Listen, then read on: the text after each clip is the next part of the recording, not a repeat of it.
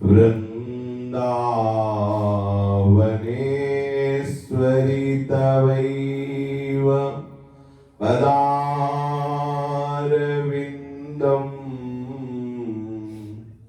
प्रेमामृतैकमकरन्द रसौघपूर्णम्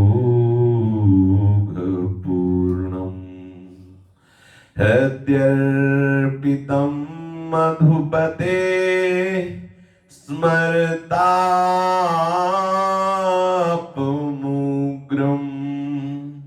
निर्वापयत् परमशीतलमाश्रयामि निर्वापयत् परमशीतलमाश्रयामि। श्रीमद् श्री वृंदावन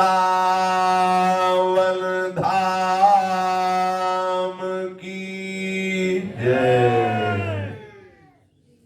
श्री वृंदावन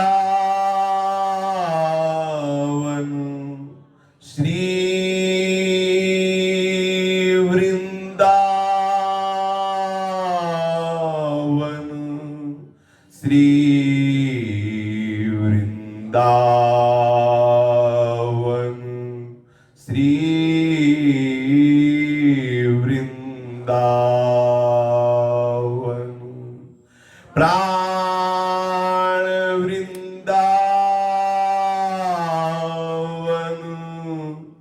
जीवन वृंदावन सर्वस्व वृंदावन श्री वृंदावन। श्री राधा वल्लभ लाल की जय। भक्तन के शुभ गुण चरित जो सुनी है चित लाए, ताके भक्ति बढ़े घनी अरु हरि हो ही सहाय। अजहू सोच विचारी के गहि भक्तन पद ओट। हरि कृपालु सब पाछिली क्षमी है तेरी खोट। हरि कृपालु सब पाछिली क्षमी है तेरी खोट। जिन महापुरुषों ने अपने संपूर्ण अंतःकरण को प्रिया प्रीतम के चरणों में अर्पित कर दिया है, जिन्होंने शरीर की संपूर्ण चेष्टाएं, ज्ञानेंद्रिय कर्मेंद्रिय की संपूर्ण चेष्टाएं शास्त्र के विधान के अनुसार बरत रहे हैं, जिनका स्वभाव बन गया है प्रभु की चर्चा करना, प्रभु की चर्चा सुनना, प्रभु की लीला चिंतन में डूबे रहना, ऐसे महापुरुषों का जीवन चरित्र कथन श्रवण करने से बहुत शीघ्र हृदय ममता मल से रहित हो जाता है, अहमता से रहित हो जाता है और श्री श्यामा श्याम की ममता और अहमता से युक्त हो जाता है। ये जो जागतिक ममता है, ये जो जागतिक अहमता है, यही हमें बांधे हुए है। हम जरूर देश परिवर्तन कर चुके, वेश परिवर्तन कर लिए, पर उद्देश्य पूरा परिवर्तन नहीं हो पा रहा। ये उद्देश्य परिवर्तन हो जाए तो अभी परमानंद में निमग्न हो जाए। अपने लोग कहते जरूर है कि हमें प्रभु का प्रेम चाहिए, लेकिन देख लीजिए, ईमानदारी से, सत्यता से देख लीजिए, हमें शरीर सुख व्यवस्था चाहिए, हमें इंद्रियों के अनुकूल भोग चाहिए, हमें सम्मान चाहिए, यश चाहिए। ये अभी प्रभु कहां चाहिए? हृदय से देख लीजिए। बात करना एक अलग चीज है, हृदय की बात हृदयेश्वर भगवान से छुपी नहीं है, वो अंतर में बैठे जान रहे हैं। बोले भाई ये भी तो दया ही है कि हमारे मांगे हुए सुख हमें प्राप्त हो रहे हैं। हमारे माने हुए जो जो हम समझ रहे हैं सुख है, और हमारे मांगे हुए ये जो सुख प्राप्त हो रहे हैं भगवान की दया से प्राप्त हो रहे हैं। अगर भगवान न चाहते तो हमें क्यों मिलते? जब भगवान चाह रहे तो हमें भोगने में क्या परेशानी? ये जो मन की दलील है, यही हमें प्रभु से विमुख करती है। किसी ने राधा बाबा से प्रश्न किया, राधा बाबा के अमृतमय वचन, कि प्रभु की दया को हम कैसे जाने कि हमारे ऊपर प्रभु की दया है, कैसे अनुभव करें कि प्रभु की कृपा है? कभी कभी हम विषयों की चाह पूर्ण होने पर प्रभु की कृपा समझ लेते हैं, लेकिन श्री शुकाचार्य श्रीमद् भागवत में कहते हैं, सत्यम दिसत्यर्थितमर्थितो नृणाम नैवार्थदो यत् पुनरर्थिता यतः स्वयं विधत्ते भजता मनीच्छता मिच्छापिधानम निज पाद पल्लवम। आहा, बहुत सुंदर बात है। श्री सुखदेव जी महाराज कह रहे हैं, ये ठीक है कि भगवान से जब कोई विषय मांगता है, अनुकूलता मांगता है, मान प्रतिष्ठा यश आदि प्रभु मुझे प्राप्त हो जाए, तो हर जो इच्छा करी हो मन माही, हरि प्रसाद कछ दुर्लभ नाही। प्रभु भक्त वांछा कल्पतरु हैं। आप जिस भावना से प्रभु से मांग रहे हैं, आपकी मांगी हुई वस्तु यदि प्रभु प्रदान कर रहे हैं, तो ये वास्तविक प्रभु का ना तो दान है ना कृपा है, समझ लीजिए। श्री सुखदेव जी महाराज कह रहे हैं, यदि कोई प्रभु से मांग रखता है, प्रभु के श्री चरणों के चिंतन, प्रभु के श्री चरणों की सेवा, प्रभु के श्री चरणों की अनन्य भक्ति मांगना, ये मांगना नहीं है, इसको मांगना नहीं कहते। प्रभु ने उसे उदार कहा है। जो प्रभु के चरणों से अपने चित्त को जोड़ता है, प्रभु के श्री चरणों की भक्ति चाहता है, प्रभु से उदार भक्त कहा है कि उदार है। और प्रभु तो ऐसा भी कहते हैं कि अगर कोई अर्थ भी मेरे से मांगे तो हम उसको भी उदार ही मांगते हैं, मेरे से मांगता है। लेकिन यहां से सुखदेव जी महाराज कह रहे हैं, ये ठीक है कि आप प्रभु से मांग रहे हैं भोग सामग्री, मान प्रतिष्ठा, संतति, लोक व्यवहार आदि की, पर ये वास्तविक भगवान की दया नहीं है।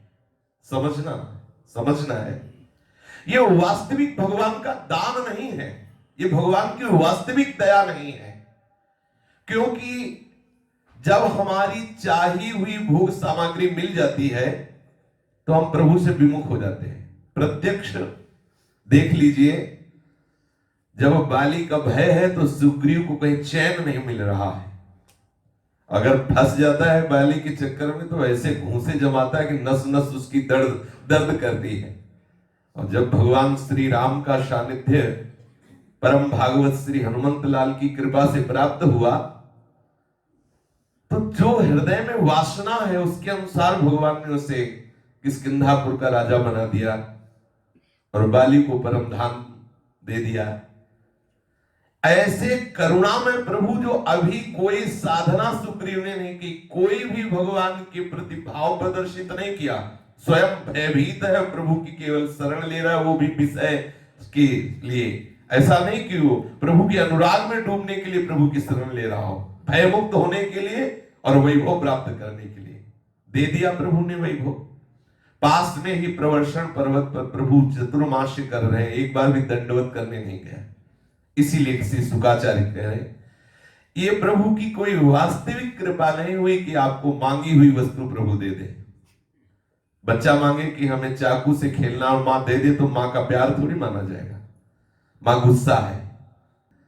ये प्रभु करते हैं पूर्ण शरणागत भक्तों के साथ व्यवहार।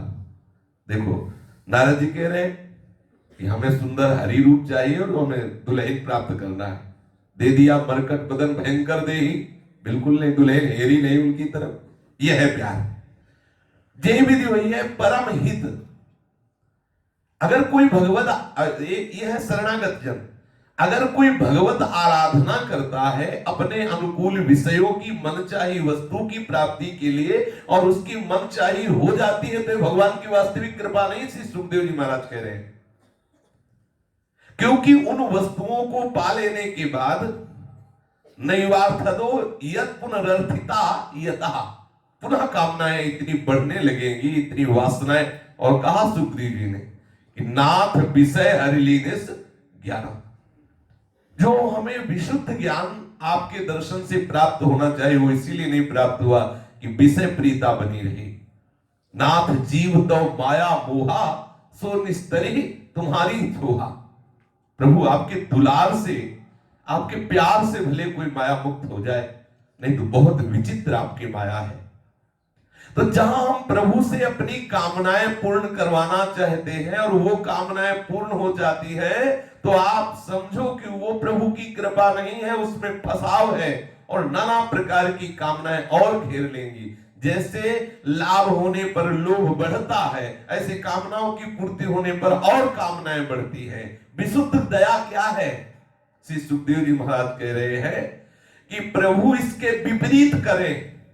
ये बात देखो, हम जो मांग रहे हैं, हम जो चाह रहे हैं, यदि वो सांसारिक भोग वासनाएं हैं, मान है, प्रतिष्ठा है, प्रभु का विस्मरण कराने वाला विषय है, तो भगवान हमारी मांग के प्रतिकूल करें।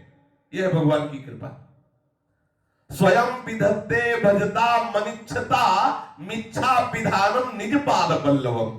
आहा, उसकी मांगी हुई वस्तु को ना दे और अपने श्री चरण कमलों का प्रेम प्रदान कर दे, ये भगवान की कृपा है। श्री सुखदेव जी महाराज कह रहे हैं। फिर ध्यान दीजिए, प्रभु से हम जो अपने इंद्रिय जन्य भोग, मान, प्रतिष्ठा, अनुकूलता, सुख सामग्री चाह रहे हैं, यदि वो प्राप्त हो जाए तो ये प्रभु की वास्तविक कृपा नहीं है।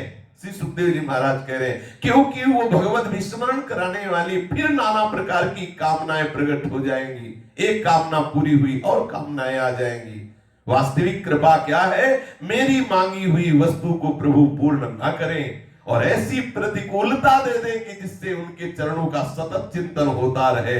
प्रभु के चरणों का सतत चिंतन होना, प्रभु के चरणों में अनुराग होना, ये भगवान की कृपा है।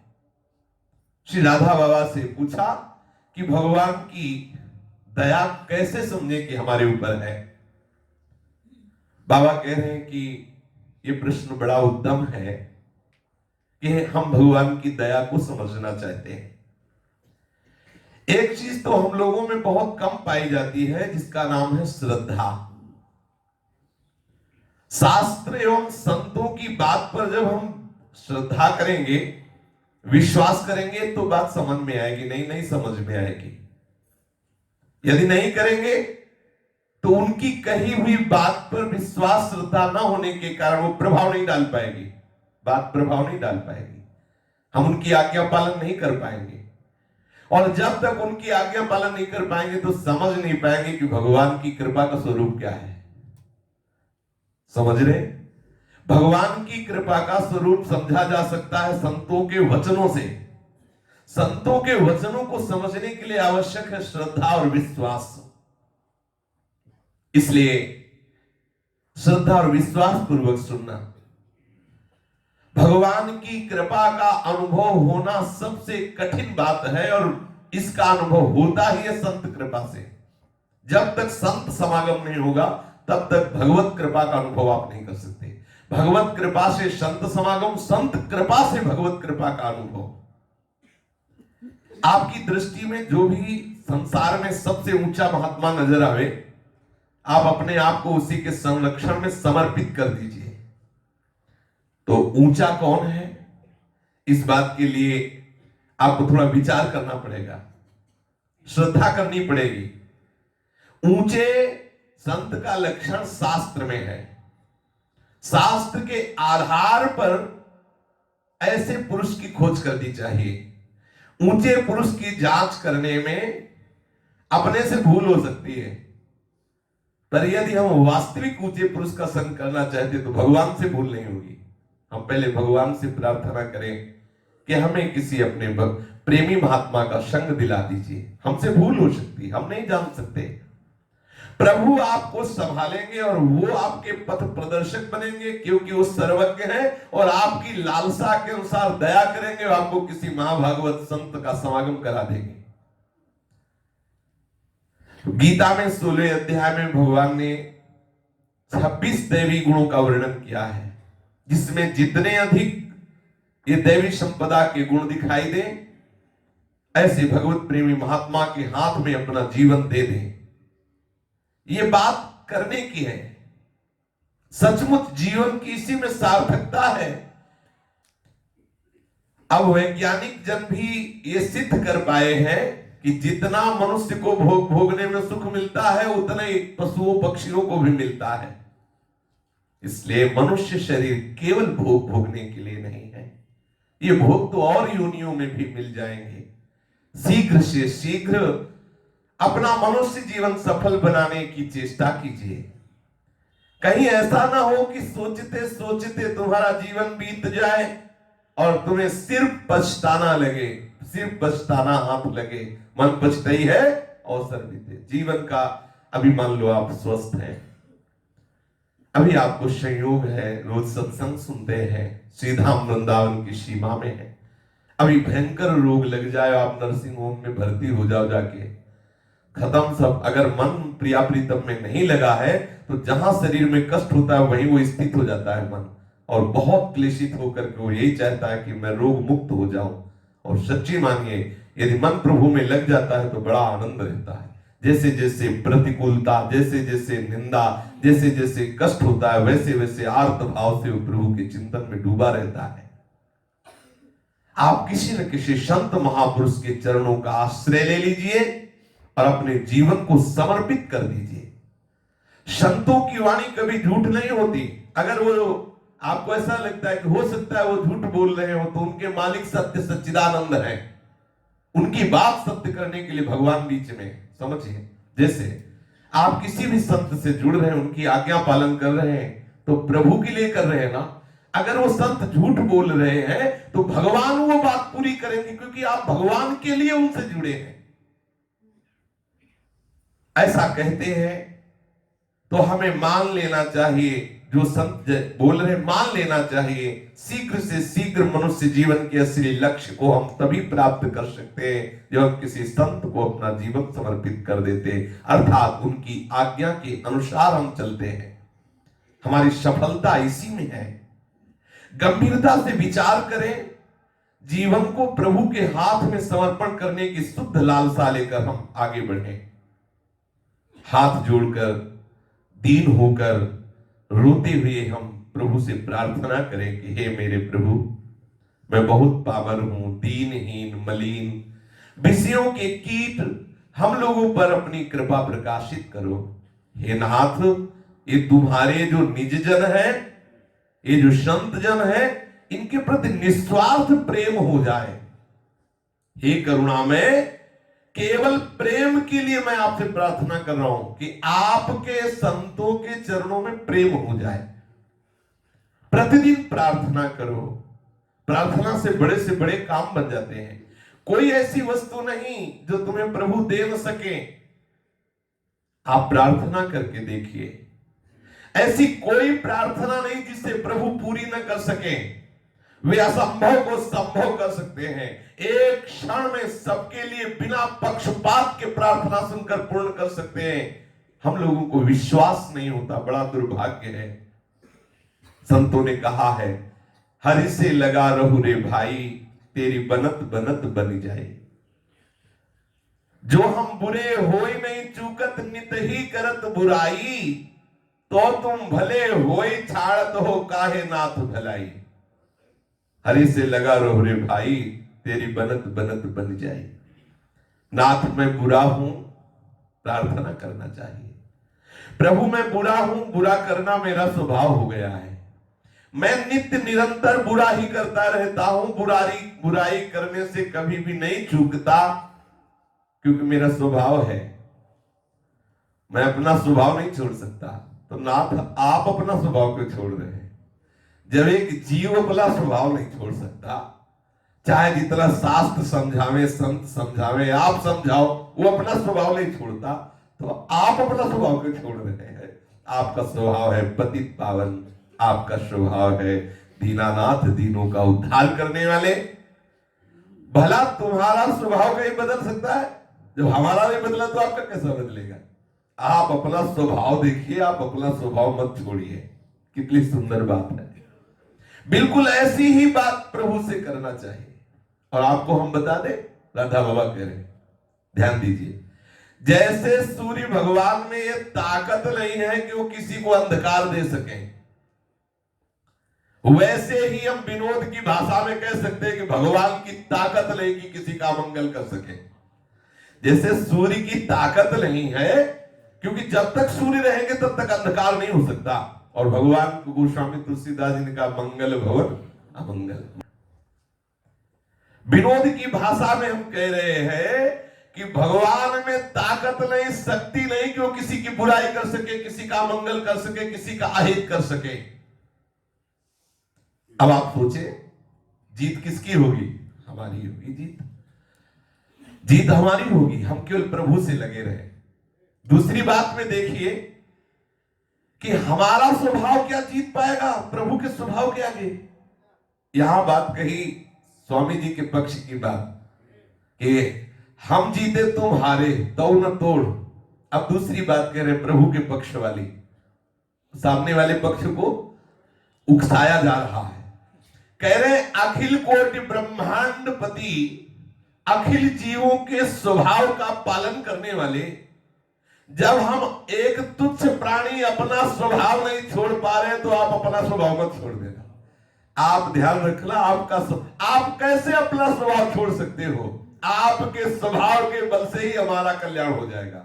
आपका स्वभाव है ऐसा, जन अवगुण प्रभु मान न काऊ, दीन बंधु अति मृदुल स्वभाव, रहत न चित प्रभु चूक किए की, करत सुरत सहबार हे की। आहा, ऐसा अस स्वभाव को सुने न देखो। आहा, चाहे कोई कितना नीच हो, कितना अधम हो, सबकी नजरों से गिर गया हो, कैसा भी क्यों न हो, यदि वो सच्चे मन से प्रभु की शरण में चला जाए तो उसे तत्क्षण प्रभु हृदय से लगा लेते हैं। जो निरंतर भजन करने वाला है उसे प्रभु प्यार करते हैं, यह ठीक बात है। किंतु कैसा भी पतित नीच हो, अगर वो प्रभु से कहता मैं आपका हूं, तो प्रभु उसको भी वैसे ही प्यार करते हैं। केवल नियत होनी चाहिए प्रभु से प्यार पाने की। यहां प्रभु से कौन प्यार पाना चाहता है? यहां बहुत विचित्र है। हम प्रभु से प्यार नहीं चाहते। वो जहां अब बेचारे निकल रहा था कि प्रभु जहां का है प्रभु शरण में, तो सोचते मेरे से प्यार करेगा, फिर देखते कि वो तो दूसरी तरफ है, हमसे कोई प्यार नहीं कर रहा। प्रभु भी ऐसे रहे, प्रभु भी तरसते हैं प्यार के लिए, वो भी बेचारे हैं। प्रेम समुद्र होते हुए भी प्यार के भूखे हैं। सच्ची मानिए, थोड़ा कोई प्यार करता है तो देखो पीछे पीछे डोलते हैं। जहां जहां मेरा भक्त चरण रखे वहां वहां रखूं हाथ, पीछे पीछे मैं फिरूं, कभी न छाड़ू साथ। प्रेम समुद्र प्रभु प्यार के भूखे हैं। अखिल लोक ब्रह्मांडों के साहब प्यार के लिए गरीब बन जाते हैं, अर्थात अपने प्यारे भक्तों की दासता स्वीकार कर लेते हैं केवल प्यार पाने के लिए। देखो कौन प्रभु से प्यार पाना चाहता है, करना चाहता है? अगर प्यार करना चाहते हो प्रभु से तो आपको उत्तर मिलने लगेगा। आप झूठी से प्यार कीजिए तो वहां से सच्चा प्यार आएगा। अगर कोई सच्चा प्यार कर ले तो फिर वो उसको समझाना थोड़ी पड़ेगा। नियत ठीक होनी चाहिए प्यार पाने की। महापतित को भी प्रभु वैसे प्यार करते हैं जैसे किसी बड़े भजनानंदी को प्यार करते हैं। पीछे बाबा ने कहा था कि बड़े से बड़े संत महापुरुष को जितना भगवान प्यार करते उतना तुम्हें भी प्यार करते हैं। पर यह बात समझने के लिए तुम्हें नाम जप करना होगा, भजन करना होगा, तभी तुम्हें समझ पाओगे कि तुम्हें प्यार कितना कर रहे हैं। एक बार के लिए सच्चे मन से उनके सम्मुख हो जाइए। आप हृदय खोलकर उनके सामने कहिए कि हे दयामय, मुझ जैसे प्राणी को तो केवल अहेतुकी कृपा से ही आप अपना लो। यदि सचमुच इस प्रकार की प्रार्थना आप हृदय से करें तो फिर सब व्यवस्था अपने आप बैठ जाएगी। प्रार्थना हृदय से नहीं होती, इसीलिए प्रभु सुनकर भी नहीं सुनते। किंतु जब हृदय से प्रार्थना करोगे तो आप देख लेना, पर निराश मत होइए। केवल वाणी मात्र करने से भी प्रभु बहुत लाभ प्रदान करेंगे आपको। आप केवल वाणी से ही करते रहिए। ध्यान दीजिए, जो श्वास बीत गए, बीत रहे हैं, वे लौटेंगे नहीं। श्वासों का सदुपयोग और दुरुपयोग ये दोनों तुम्हारे हाथ की बात है। जितनी श्वासें बची हैं उनका सदुपयोग कर लीजिए। क्या हर श्वास में भगवान नाम स्मरण, सारा विवेक बटोर कर बार बार निश्चय करो कि नाम से बढ़कर कोई संपत्ति नहीं है। ये धन, ये परिवार, पुत्र, मान, प्रतिष्ठा सब यही रह जाएंगे और मन अच्छे बुरे संस्कारों को लेकर आपके साथ चलेगा। ऐसी दशा में जो सबसे अच्छी वस्तु है वो है नाम। नाम से मन को ठसाठस भर दीजिए।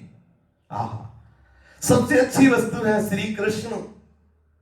पूरे मन में केवल श्री कृष्ण को भर लीजिए, उनको भरिए, चिंता छोड़िए, चिंतन कीजिए।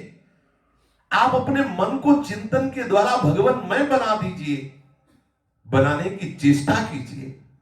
स्वयं अनंत आनंद में डूब जाएंगे और जगत को भी पावन कर देंगे।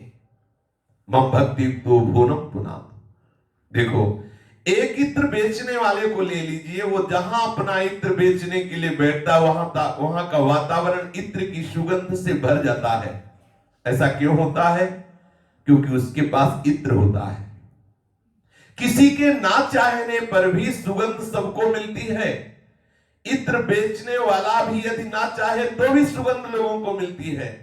इसी प्रकार यदि आप अपने अंतःकरण में भगवान नाम भर सकेंगे, प्रभु के रूप का ध्यान करेंगे, तो स्वयं आनंद निमग्न होकर सारे जगत को भगवदानंद से भर देंगे। जो आपके संपर्क में आ जाएगा वो आनंद निधान हो जाएगा, वो तरण तारण बन जाएगा। मृत्यु का ठिकाना नहीं। उसके पहले पहले अपनी जान में पूरी शक्ति लगा करके आप अपने मन को नाम में कर लीजिए। आहा, कृपा में प्रभु तुम्हारी सारी कमी पूरी कर देंगे। अनंत कृपा बरस रही है, आप भेजिए। कृपा को आने के लिए अंतःकरण में प्रवेश के लिए थोड़ी आप जगह दे दीजिए।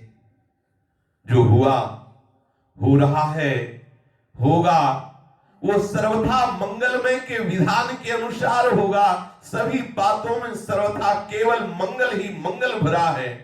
ये ठीक है कि हम लोगों की दृष्टि सीमित रहती है, अनुकूल परिस्थिति में देखते हैं भगवान का हाथ क्या बड़ा मंगल विधान है, अनुकूल। सच मानिए, प्रभु की जितना मंगल विधान अनुकूल परिस्थिति में है, ठीक उससे बढ़ करके प्रतिकूल परिस्थिति में मंगल विधान है। क्योंकि अनुकूलता में तो मेरी राजी है, प्रतिकूलता में केवल प्रभु की राजी है।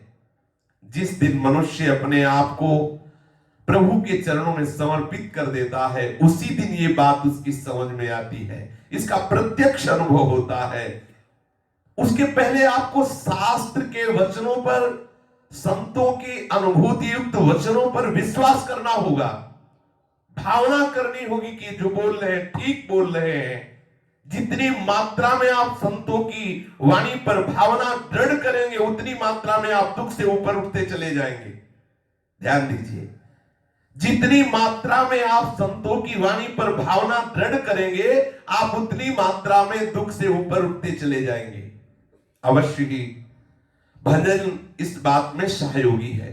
सबसे अधिक सहायक होगा भजन। आप किसी संत से मिलना चाहते हैं पर मिल नहीं पाते हैं, इस बात के अंतराल में आपका बड़ा मंगल छिपा है। ये माने और ठीक समझें कि जिस दिन आप ठीक से भजन करने लगेंगे और भगवत कृपा कटाक्ष होगा, उसी दिन आप उस संत से मिलेंगे और फिर आपका मंगल शुरू हो जाएगा। जैसे आप सहसा किसी से मिले, जुड़े, आपकी श्रद्धा पुष्ट नहीं हुई, आप बार बार अंदर से संशयालु, तो बहुत समय तक नजदीक रहने पर भी आपको वचनों पर विश्वास न होने के कारण अनुभूति नहीं होगी। याभ्याम बिना न पश्यन्ति सिद्धा स्वान्तस्तमीश्वरम। देखिए, आग में ये गुण होता है कि यदि गंदी से गंदी चीज भी उसमें डाल दे तो उसका गंदापन नष्ट करके उसे अपना स्वरूप दे देती है। आग की ये शक्ति जहां से आती है, जो समस्त शक्तियों का केंद्र है, वो है श्री भगवान। बड़ी आसानी से कृपा में सब मल नष्ट करके अपने प्यारे भक्त को अपने समान बना लेते हैं। उसमें तनिक भी भेदभाव नहीं है, उनके लिए सब समान है, उनके सम्मुख जाने भर की देर है। इसलिए उनकी ओर मुंह करो, मुंह करने की चेष्टा करो, मुंह करने की चाह करो, अर्थात सन्मुख होने की, शरण होने की, वो सहायता करेंगे। भजन के साथ साथ यदि कोई खास बातों पर ध्यान दिया जाए तो बहुत शीघ्र भजन का प्रत्यक्ष फल सामने आने लगता है। उनमें से एक खास बात आपको बता रहे हैं कि यदि आपका भोजन ठीक नहीं है तो भजन करने पर आपको आनंद का अनुभव नहीं होगा। सात्विक पवित्र अन्न का भोजन, अन्न सात्विक हो, सात्विक विधि से तैयार किया गया हो, पर सबसे अधिक इस बात का विचार आवश्यक है कि अन्न सात्विक कमाई का है कि नहीं। ये बात साधारण जान पड़ती है, पर मन को दूषित बनाने के लिए कितनी जिम्मेवार है, इसका महाभारत की कथा से पता चलता है।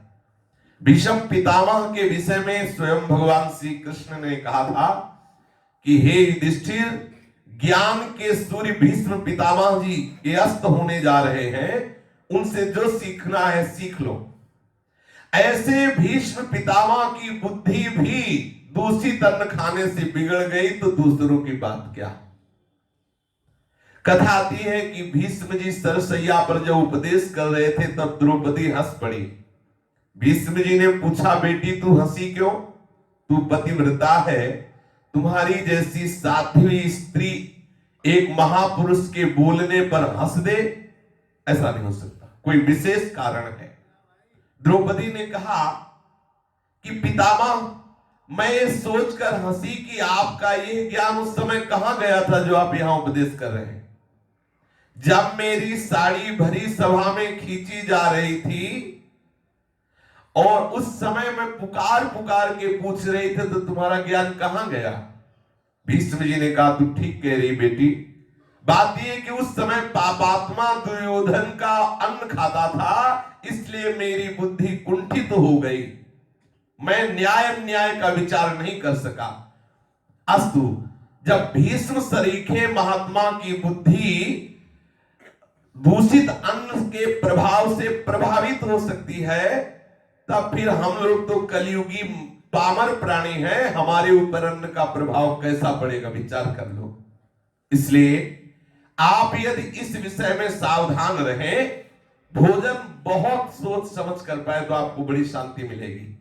देखो, मरना है, शरीर से वियोग होगा ही, और बस उसी क्षण आपका अपने पुत्र परिवार स्त्री परिजन सबसे नाता छूट जाएगा जब शरीर छूटेगा। चलेंगे क्या?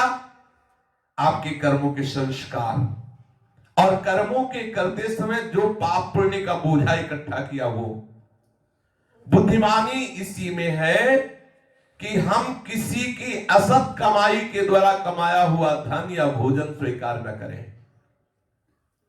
ये परिवार के बहाने से मन धोखा देता है, पर इसी धोखे से अब तक हम संसार में भटक रहे, भगवान से विमुख हुए, हमारी भजन में रुचि नहीं हुई। खूब सावधान होना चाहिए। ये ठीक है कि यदि आप ब्राह्मण कुल में पैदा हुए हैं तो अयाचित दान स्वीकार कर सकते हैं, पर मन बड़ा धोखेबाज है। इससे पद पद पर सावधान रहना। एक पैसा भी स्वीकार करने के पहले आप विचार कर लें कि सात्विक कमाई के द्वारा कमाया हुआ है कि नहीं। सत्य का आश्रय लेने से यदि आपको प्रत्यक्ष में बहुत आर्थिक हानि हो और उससे परिवार का भरण पोषण में बड़ी कठिन समस्या उपस्थित हो जाए तो उसे साहस स्वीकार कर लेना। भरण पोषण के लिए आपको ग्राम में जाकर मुट्ठी मुट्ठी अन्न मांगकर भिक्षावृत्ति निर्वाह करना पड़े तो अच्छा, भूखों मर जाना पड़े तो अच्छा, पर उदर भरण के लिए हम अधर्म ना करें, अधर्म की कमाई अपने पेट में न डालें। राधा बाबा कह रहे हैं कि हमें सावधान रहना है। यदि हम भिक्षावृत्ति से जी ले, कैसे भी अगर भूखों भी मर जाए लेकिन धर्म पूर्वक, तो हमारा शरीर पवित्र हो जाएगा और हमारी उन्नति हो जाए। लेकिन अधर्म का अन्न, पाप का अन्न, किसी भी असत कमाई से कमाया हुआ यदि अन्न पाया तो आपका जीवन बिगड़ जाएगा। ये आजकल बहुत कठिन प्रतीत हो रहा है। आज का वातावरण सबके ऊपर प्रभाव डाल रहा है, इसलिए सत्य के लिए मरना ये कोई स्वीकार ही नहीं करता।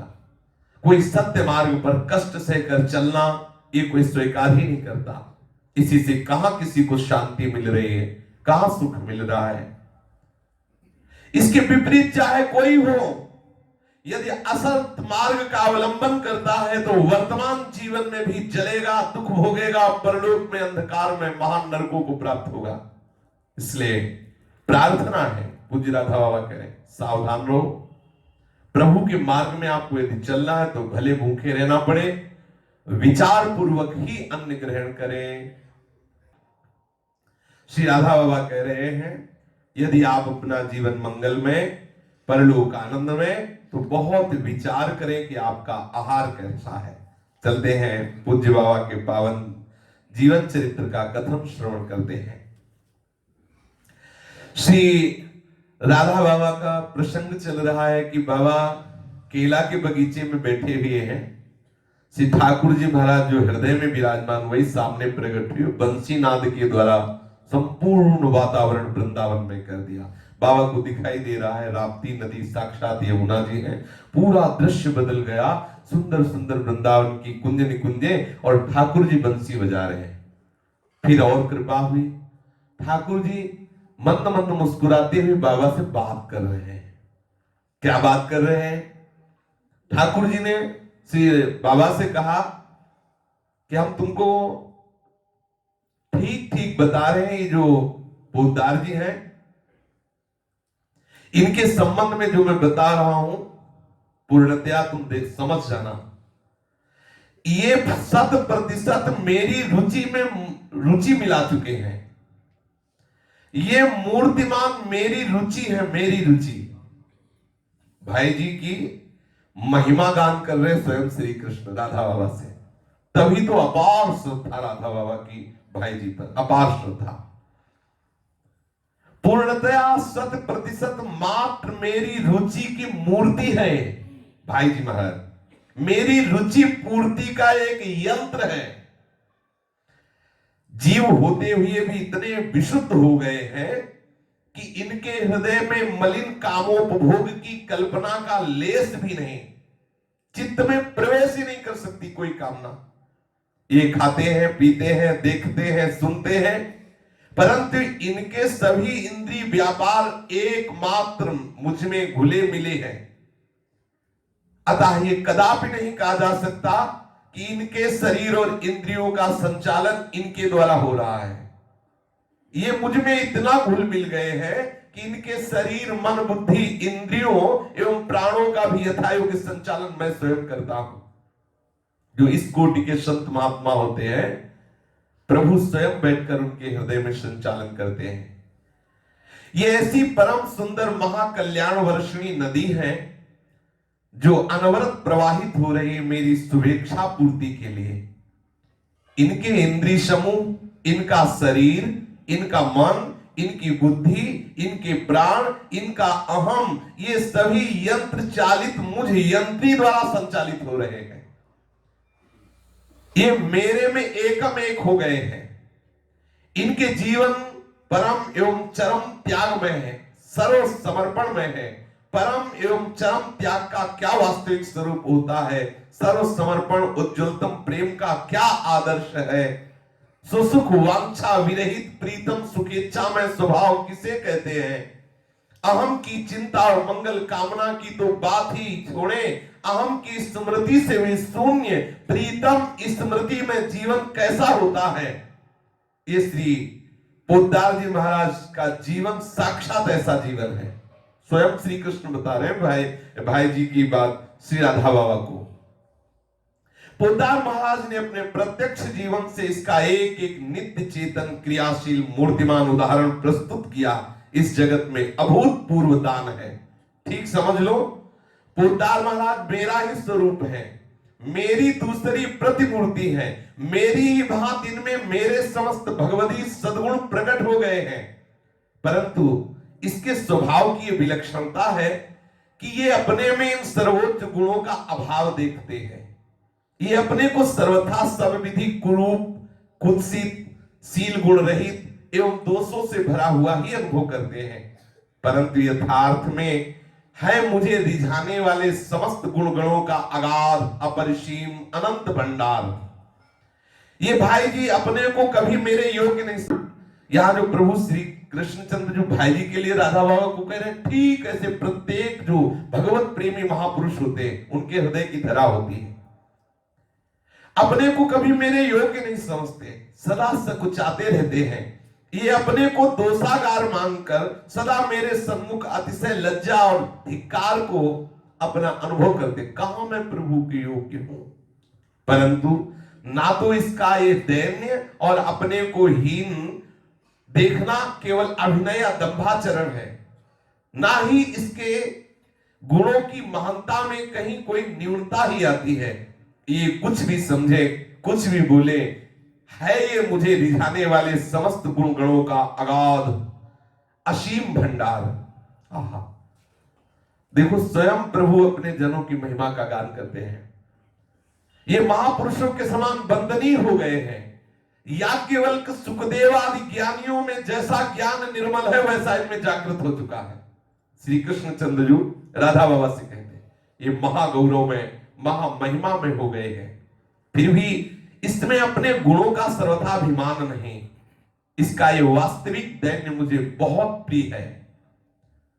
कभी कहते कि तुझे विश्वास करना चाहिए कि जो पोद्दार नामक जीव है ये हृदय से मैं और ये एक हो गए, एक क्षण के लिए भी विलग नहीं।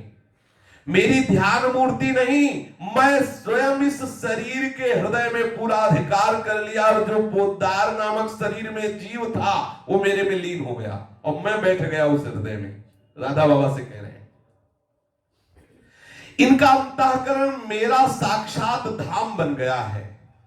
जब भी ये नेत्र मूंदता है उस समय इसकी पलकों के भीतर मुझे निज मुस्कान बिखेरनी पड़ती है। जब ये स्वप्न देखता है तो मैं इसके स्वप्न में इसको रिझाता हूं। इसके जीव शरीर के ढांचे के भीतर अहमता, ममता, देहास्य अध्यास, जगत का अध्यास, लोक वेद की भावना, भोग मोक्ष की स्पृहा कुछ भी नहीं रह गई, केवल मैं ही मैं रह गया हूं। मेरे विरह की अग्नि में सब जलकर खाक हो गई। फिर मेरे मिलनानंद की अजस्र धारा में उसकी राख भी बह गई। तत्पश्चात मेरे प्रेम की प्रबल रसधारा ने उसकी गंध का लेस भी नहीं छोड़ा। अब वहां मात्र मेरा प्रेम ही प्रेम लहरा रहा है। तरंगों पर तरंगे प्रेम की उठ रही, वे तरंगे भी मेरा ही रूप धारण किए हुए मुझे ही नहला रही है। मेरे जिस स्वरूप के तुझे दर्शन हुए हैं वे किसी भी साधना से नहीं हो सकते थे, वो केवल भाई जी के ही स्पर्श से हुए, उनके संकल्प से हुए, किसी साधना से नहीं हो सकते। श्री कृष्ण स्वयं राधा बाबा से बात कर रहे हैं। अद्वैत तत्व निष्ठा से करोड़ों कल्पों तक साधना करने पर भी मेरे इस वृंदावन बिहारी रूप के दर्शन तुम कदापि नहीं पा सकते थे। प्रभु बात कर रहे हैं।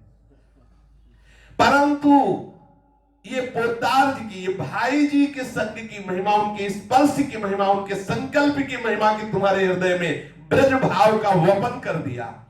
ये ब्रज भाव संपन्न इतने उच्च कोटि के सिद्ध भक्त हैं कि इनकी कृपा प्रसाद से तुझ निराकारवादी अद्वैत तत्व निष्ठा के जीवन में ये मधुर भाव प्रकट हो गया जो अत्यंत दुर्लभ है। श्री कृष्ण चंद्र जो कह रहे, पोद्दार महाराज के देह को मैंने पूरा पूरा अपना यंत्र बना लिया है। कभी तो इस देह का नियंता मैं गोपी वल्लभ श्री कृष्ण हो जाता हूं, और जब देखता हूं कि जगत का कल्याण करना है तो गीता तत्व उपदेशक नारायण के रूप में भी इसी हृदय पर अधिकार करके मैं उपदेश करता हूं।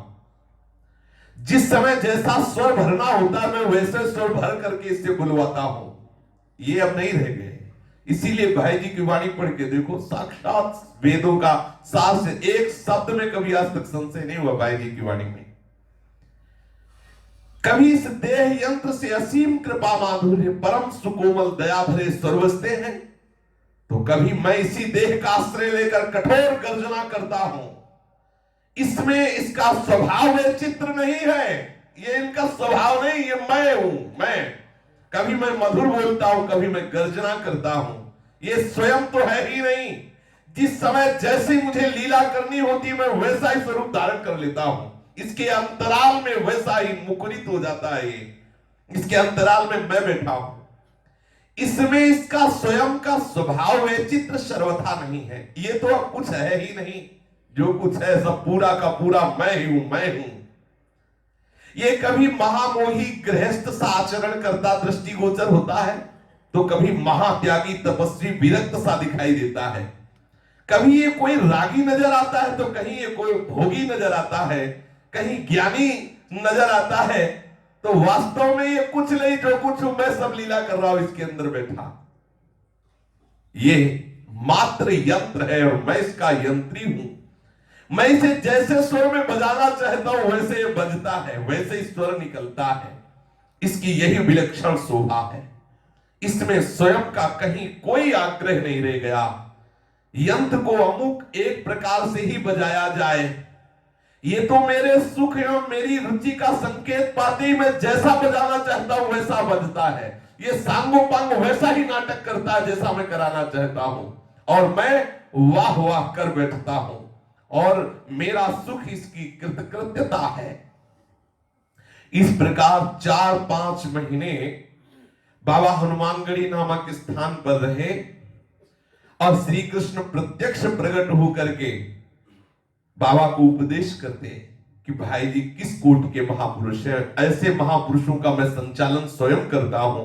बाबा को जो उपदेश करते तो बाबा उसको कागज में लिखते और उन कागजों की एक माला बनाकर पहने रहते। इतनी अपार श्रद्धा भाई जी पर होने लगी। पोद्दार महाराज में आत्मसंगोपन की बड़ी प्रबल प्रवृत्ति थी, अपने को प्रकाशित ना होने देना। उनकी यही चेष्टा रखती थी कि कोई भी उनको देखे तो यही समझे कि अरे संसारी आदमी है, गृहस्थ आदमी है। अगर कोई अधिक श्रद्धा करे तो इतना ही कर सके कि एक गृहस्थ साधक है, बस। श्री जयदयाल जी गोयनका की छत्र छाया में अन्य साधकों के समान ये भी एक साधक है जो साधना कर रहे हैं, ऐसा वो साबित करते कि कोई जान न पावे किस कोटि के महापुरुष हैं। उनकी दिव्य भागवती स्थिति को कोई भी जान न पावे। वे तो पूज्य बाबा को भी अपने किसी महत्व की गंध भी नहीं आने दे सकते थे, परंतु जब श्री कृष्ण ही उनको गुप्त नहीं रहने देना चाहते तो फिर कौन उनको गुप्त रहने दे। स्वयं श्री कृष्ण उनकी महिमा बता रहे। एक सज्जन थे श्री शिव कुमार जी केडिया, ये श्री वृंदावन धाम में वास करते थे। ये केडिया बहुत बड़े साहित्यिक विद्वान थे। पूज्य बाबा और पोद्दार जी की जब बात सुनी तो उनके मन में आया कि मैं दर्शन करूं और देखूं कि है क्या पोद्दार जी, जिन्होंने ऐसे कट्टर वेदांती को ऐसा प्रेमी भक्त बना दिया। तो ये वृंदावन से शिव कुमार जी केडिया पोद्दार जी के पास आए। ये वृंदावन शतकम नामक संस्कृत में काव्य भी लिख रहे थे, बड़े विद्वान। वो रतनगढ़ सत्संग लाभ के लिए आए थे, तो अवसर पाकर उन्होंने राधा बाबा से प्रार्थना की कि पोद्दार जी की आध्यात्मिक स्थिति के बारे में आप कुछ बताएंगे हमें। रतनगढ़ में सत्संगी जनों में प्राय ऐसी चर्चा होती रहती थी कि श्री पोद्दार भाई जी महाराज की आध्यात्मिक स्थिति बहुत ऊंची है, और जिसको पूज्य बाबा ही जानते हैं दूसरा नहीं जानता। जिस कोटि की बाबा जानते हैं, श्री भाई जी महाराज से परमार्थ संबंधी बाबा की कोई गुप्त सत्संग वार्ता होती थी, बकाया और आसपास जो थे वो प्रवेश नहीं पाते थे। एकांतिक बात बाबा को केवल बताते, गुप्त रखते थे। प्रायः एकांत में अपने कक्ष में बाबा रहते, पोद्दार महाराज जी अपने कार्यालय में संपादन के कार्य में रहते। बाबा को जो कुछ मिलता था वो भाई जी स्वतः भगवत प्रेरित होकर बताते थे, बिना कहे अपने आप आते और भाई जी बाबा को बताते। पोद्दार महाराज द्वारा राधा बाबा को जो भी परमार्थ का दान हुआ, जो रस का दान हुआ, वो भगवत प्रेरित होकर के होता था। बाबा तो जानते भी नहीं थे कि बाबा आगे हमें क्या चाहिए, अपने आप भगवत प्रेरित श्री भाई जी महाराज आते, उनको बताते ऐसा कर, ऐसा चिंतन करो, ऐसा करो। श्री पोद्दार महाराज ने अपना सर्वस्व राधा बाबा को दान कर दिया, परंतु वो दाता भाव रख करके नहीं, अहंकार शून्य होकर झुककर प्रणाम करते हुए परम निर्मल प्रकाश अहंकार शून्य होकर ऐसा रस दान किया। जब केडिया जी ने भाई जी महाराज की आध्यात्मिक स्थिति के बारे में जिज्ञासा की तो बाबा दुविधा में पड़ गए। उनके मन में एक और कि भाई जी महाराज इतने गुप्त रहना चाहते हैं, दूसरी बात ये बहुत सुंदर जिज्ञासु है, वृंदावन से आया है, इसका अनादर नहीं होना चाहिए। अतः बाबा ने केडिया जी की परीक्षा लेनी चाहिए। उनकी चाह की उत्कट परीक्षा लेने के लिए बाबा ने उनसे कहा कि 1 लाख नाम 1 महीने तक यहां गोरखपुर वास करके जप करो, और जब हम देख लेंगे कि आप सुनने के अधिकारी हो गए तो मैं तुम्हें भाई जी के विषय की बात बताऊंगा।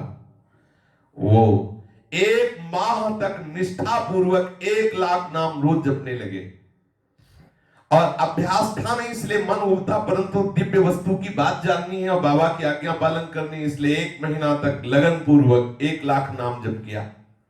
ये देखो, किसी भी बात को समझने के लिए भजन पावर होना चाहिए, भजन पावर नहीं तो सब ऊपर ही ऊपर निकल जाएगी। बाबा उनकी लगन और निष्ठा देख करके बहुत प्रसन्न हुए। उन्होंने केडिया जी को अनेक दिव्य बातें लिख करके दी, जो श्री कृष्ण ने भाई जी के विषय में, भाई जी जैसे महापुरुषों के हृदय की जो स्थिति होती है स्वयं श्री कृष्ण चंद्र जी ने बताया, वो लिख कर दी। फुलस्केप साइज के कागजों में लगभग 40 पृष्ठ लिख करके दी। श्री शिव कुमार जी केडिया अपना परम सौभाग्य माने। इन दिव्य बातों को पढ़कर उन्हें आश्चर्य हुआ कि ऐसा भी हो सकता है। आखिर केडिया जी थे तो कलिकाल के ही प्राणी, उनका मन इतनी बड़ी बातों को पचा नहीं पाया।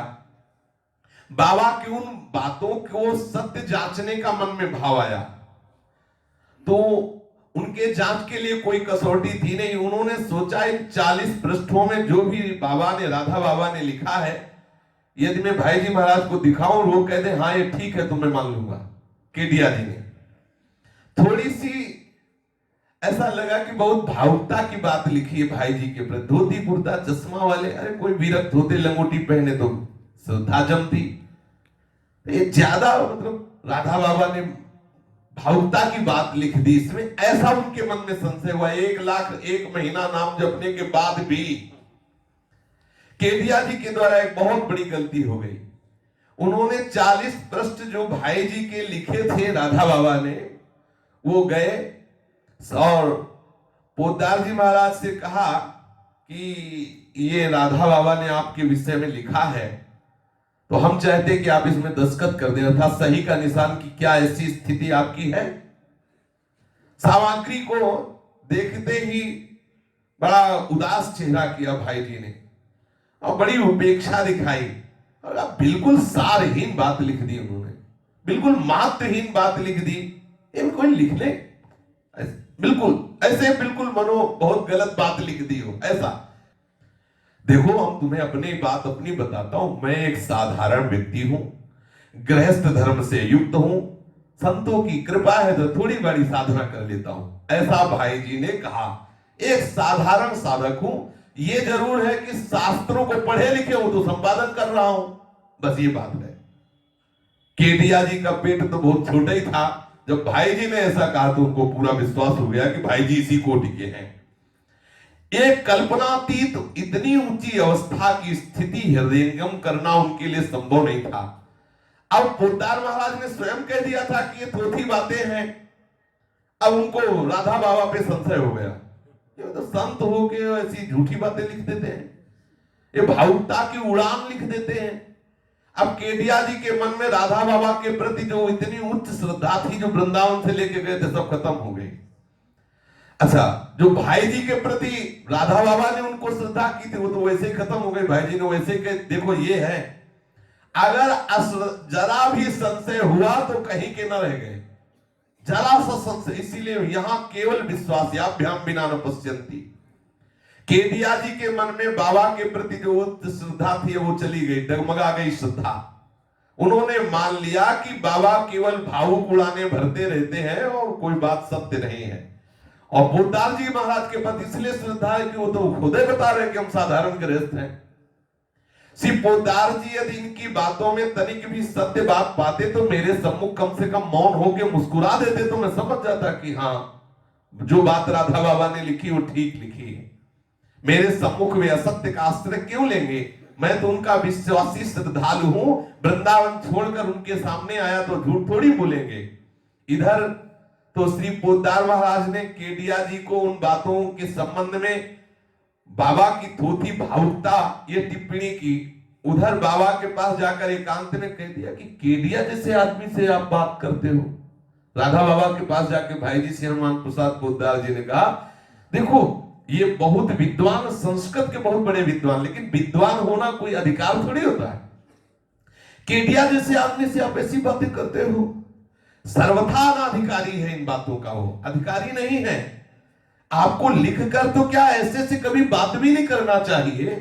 भाई जी ने कहा राधा बाबा को। पोद्दार जी का पूज्य बाबा को इतना संकेत होना था कि बाबा सावधान हो गए। उन्होंने केडिया जी को तुरंत बुलाया और कहा कि, हंसकर कहा कि वो हम ऐसे ही विनोद में भाव में थे तो ऐसे लिख दिया, कोई खास उसमें ओला हो गए। 40 पृष्ठ लिख के दिए, वो हमें लाओ। जो लिख के दिया था उसमें संशोधन करना कोई खास बात नहीं, भावुकता लाओ इधर। आप एक बार सब मुझे लौटा दे। केडिया जी को वैसे ही श्रद्धा ले रह गई थी, सब दे दिए, वापस कर दिए सारी सामग्री। अब उनके आदर का भाव नहीं रह गया था। केडिया जी ने वो सामग्री निरर्थक तो मान ही ली थी, अतः ना तो उसे पुनः मांगी और ना बाबा ने उन्हें पुनः लौटाई। श्री केडिया जी ने वो सामग्री पुनः प्राप्त करने का कभी आग्रह भी नहीं किया और वृंदावन वापस चले गए।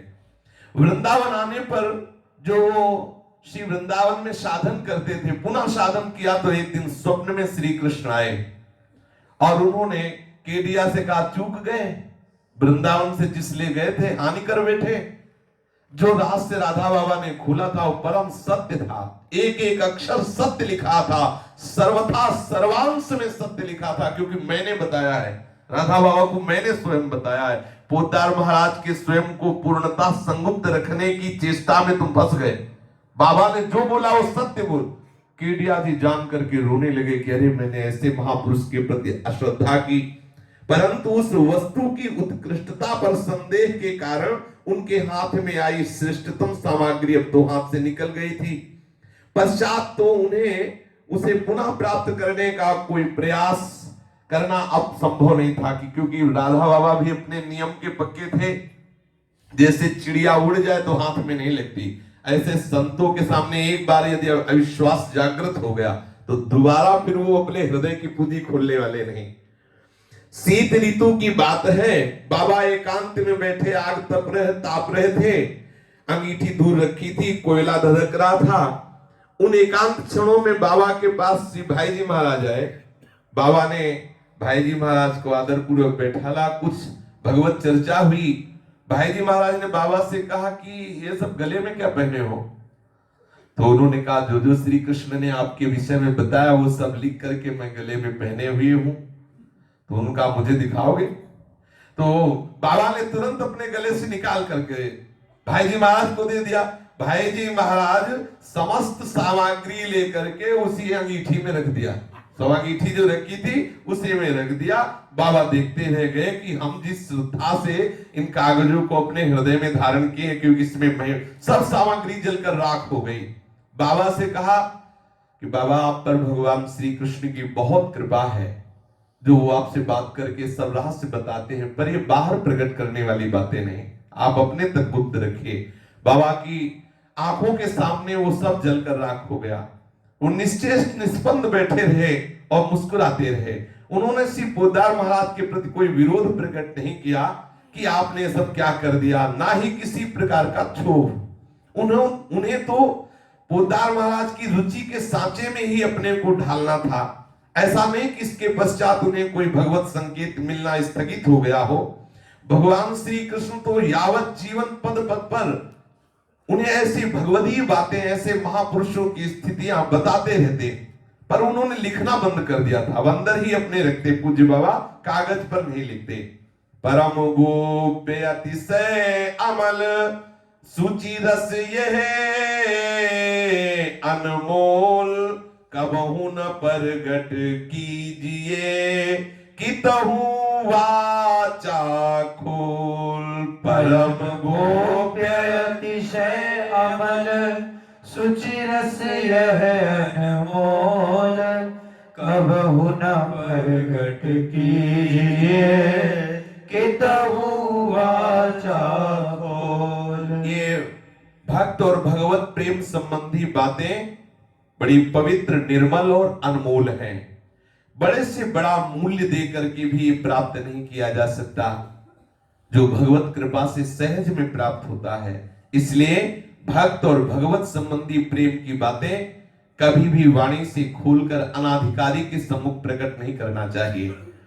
अति विचित्र अति ही मधुर प्रेमी को संसार, सदा सकल दिशि प्रेम धन करत प्रेम विस्तार। अति चित्र अति मधुर प्रेमी को संसार, सदा सकल दिशि प्रेम धन करत प्रेम विस्तार। बड़ा ही मधुर, बड़ा ही विचित्र ये प्रेमी महात्माओं का संसार होता है। उनका अलग संसार होता है, महात्माओं की सृष्टि अलग होती है। वे सदा सब दिशाओं में वैभव प्रीतम की ही लीला का अनुभव करते रहते हैं। सदा परस्पर मधु मिलन, सदा सरस रति रंग, सदा जगत विस्मृति, सदा प्रीतम प्रेमी संग। सदा परस्पर मधु मिलन, सदा सरस रति रंग, सदा जगत विस्मृति, सदा प्रियतम प्रेमी संग। पत्यो करे नरकाग्नि पे, पल पल बाढ़े प्रेम, प्रीतम के सुख सो सुखी, यह प्रेम को नेम। बच्चों करे नरकाग्नि पे, पल पल बाढ़े प्रेम, प्रीतम के सुख सो सुखी, यह प्रेम को ने। रस अगाध सर रही नित, मगन उछरिए नाय, जानी न पावे पैन को न आवे जाए। रस अगाध सर रही अरित, मगन उछरिए नाय, जानी न पावे प्रेण को न आवे जाए। प्रेमी महात्माओं का, प्रेमी भक्तों का संसार अलग ही होता है। बड़ा मधुर विचित्र संसार होता है उनका। इस जगत से वो विलग होते हैं। वो सब दिशाओं में, सब में अपने प्रीतम प्रभु की लीला का अनुभव करते हैं। प्रेमी की बहुत विलक्षण स्थिति होती है, उसका अपने प्रीतम के साथ सदा परस्पर मधु मिलन सरलतम रतिरंग होता रहता है। उसे जगत की याद ही नहीं आती, वो सदा जगत से विस्मृत रहता है। प्रेमी का शरीर चाहे घोर नरकाग्नि में पड़ा जल रहा हो, परंतु उसका अपने प्रीतम के साथ प्रेम पल पल बढ़ता रहता है। अर्थात प्रेमी को चाहे जितनी दुखद परिस्थिति हो, कोई भी दुखद परिस्थिति प्रीतम का विस्मरण नहीं करा सकती। प्रेमी का शरीर चाहे घोर नरकाग्नि में पड़ा पच रहा हो, जल रहा हो, परंतु उसका अपने प्रीतम के साथ प्रेम पल पल बढ़ता रहता है। वो अपने दुखों की ओर तो देखता ही नहीं, उसकी दृष्टि तो अपने प्रीतम के सुख में अटकी रहती है। उसके सुख से वो निरंतर सुखी रहता है। ये प्रीति की रीति है, ये प्रेम का नेम है, ये प्रेम रस का सरोवर अगाध है। इसका तल ढूंढने से भी आज तक किसी को नहीं मिला। इसमें वो प्रेमी नित्य डूबा रहता है, मगन रहता है। वो कभी उछल कर ऊपर नहीं आता। ना तो उसे प्रिय में मगन रहने के कारण कोई बाहर से कुछ जान पाता है, और ना ही कोई उसके आसपास आ जाता है। कोई उसका प्रेम नहीं जान सकता किस कोटि का है, उसके समीप नहीं पहुंच सकता। वो और प्रीतम दोनों आनंद से उस रस में डूबते रहते हैं। बाहर के लोगों के लिए अगम्य है, अगोचर है प्रेम। धन्य है वे जो जगत में लोक कल्याण आते हैं, लोक कल्याणार्थ आते हैं। धन्य है वो समय जब वे प्रकट होते हैं। धन्य है वो देश जहां से महात्मा विचरते हैं। धन्य है वो लोग जो ऐसे महात्माओं के संपर्क में आते हैं। धन्य है वो महाभाग्यशाली जो इनकी सेवा में रहते हैं। ऐसे महापुरुष मुक्त होने पर भी मुक्त न होकर जगत में जीवों के साथ उनके कल्याणार्थ विराजते हैं। उनका मंगलमय जीवन जगत के महान मंगल के लिए होता है। अविद्या, अहंकार, ममत्व, आसक्ति आदि से रहित ये महापुरुष यंत्री श्री हरि के यंत्रों, हाथों के यंत्र होते हैं। इनके सारे कार्य स्वयं प्रभु ही कराते हैं, यंत्रवत प्रभु कराते हैं। सारे कार्य भगवत स्वरूप होते हैं। ये भक्ति मार्ग के आचार्य होते हैं, ये परम भक्त होते हैं, भक्त शिरोमणि होते हैं, सर्वभूत हित में रत रहते हैं। ये जीवों के कल्याणार्थ जीते हैं। इनका जीना जीवों के कल्याणार्थ होता है। श्री भाई जी महाराज के संबंध में जैसे श्री केडिया जी ने गुरुदेव से, बाबा से जिज्ञासा की, ऐसे और लोग भी बाबा से करते। तो बाबा कहा करते कि आपके सामने जो भाई जी का पांच भौतिक ढांचा दिख रहा है ना, ये मैं श्री कृष्ण से ही जान करके कह रहा हूं।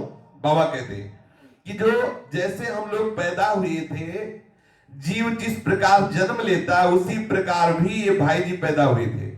दूसरे शब्दों में ये एक जीवात्मा आज से लगभग 50 वर्ष पहले, राधा बाबा उस समय बोल रहे हैं, 50 वर्ष पहले जैसा पैदा हुआ था, जिसका नाम रखा गया था हनुमान प्रसाद पोद्दार। परंतु भगवत कृपा से जब नाम जप की साधना प्रारंभ की, तो उस नाम जप की साधना से इतनी ऊंची स्थिति बढ़ती चली गई कि हम कल्पना भी नहीं कर सकते कि वो कितनी ऊंची स्थिति में विराजमान हो गए।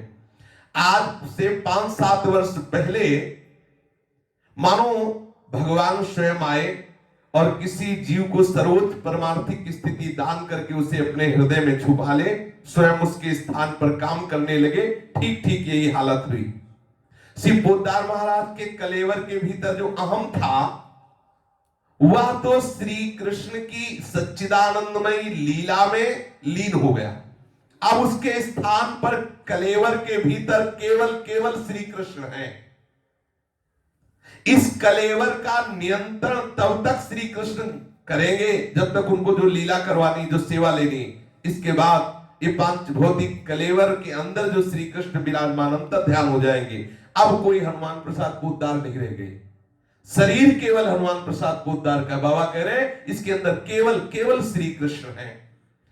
अब श्री भाई जी महाराज तो है ही नहीं। अब इसके शरीर के अंदर जो है वो सर्वज्ञ, सर्वत्र, सर्वसुहृद श्री कृष्ण है, और अपने को गुप्त रूप से भाई जी के रूप में रह रहे हैं। यहां समझ रहे, भाई जी की बात समझा रहे, और ऐसा आप जो भगवत प्राप्त भगवत प्रेमी महात्मा पुरुष है जिनका अहम प्रभु में लीन हो गया, ऐसी उनका शरीर केवल दिखता है पर उनके हृदय में साक्षात हृदय बिहारी प्रभु का अधिकार होता है। अतः हुए भाई जी के स्वभाव, भाई जी की चेष्टा और भाई जी की क्रिया की नकल करते हुए हमारे सम्मुख वैसा ही व्यवहार करेंगे जैसे भाई जी कर रहे थे, पर भाई जी नहीं है, अब है श्री कृष्ण। वो बोलेंगे वैसे ही भाई जी जैसा, वो राजी और नाराजगी भी वैसी दिखाएंगे भाई जी जैसी, आपको पता नहीं लगने देंगे। कलेवर होगा पोद्दार जी का और हृदय में होंगे केवल श्री कृष्ण, दूसरा कोई नहीं। ये इतना नाट्य कुशल है कि जगत का सृष्टा ब्रह्मा भी मोहित हो जाए, ऐसा वो नाटकाचार्य है श्री कृष्ण। अब केवल ढांचा रह गया है। हम तो यही जानेंगे, यही मानेंगे कि ये भाई जी बड़े उदार हैं, बड़े व्यवहार क्रियाशील हैं, आत्मीय हैं, सौहार्द हैं कि नदी बहा देते हैं। कोई कहेगा भाई जी हमारा तिरस्कार करते हैं, उनको ऐसा नहीं करना चाहिए, उनको ऐसा नहीं बोलना चाहिए, ये सब वैसे ही होगा जैसे व्यवहार में होता है। परंतु हम ये कदापि विचार नहीं कर सकते कि अब भाई जी नहीं, साक्षात प्रभु ही इनके कलेवर में बैठ करके उत्तर दे रहे हैं, प्रभु इनके कलेवर में बैठकर ऐसी लीला कर रहे हैं।